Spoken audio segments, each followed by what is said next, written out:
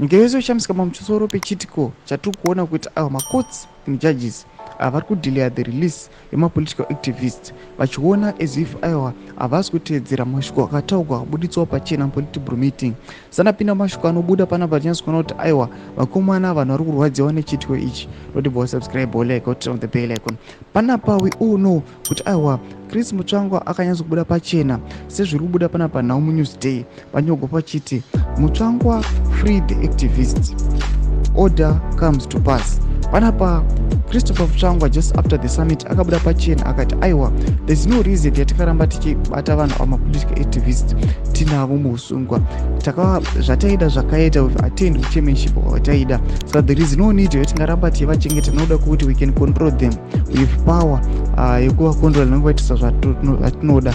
Mademonstrations avaida kuplana takavamisa, but panapa ari kuyachiti aiwa the order comes to pass, with this order yakataura kuti aiwa this political activist must be released. Aiwa it is now time is now passing tichiona release yavo ichiva delayed. Takaona nana mata ikwekweza vakazoreleasiwa aiwa muzora nezuro. Panapa tichiona kuti it was almost 15 days plus aiwa the summit yapera.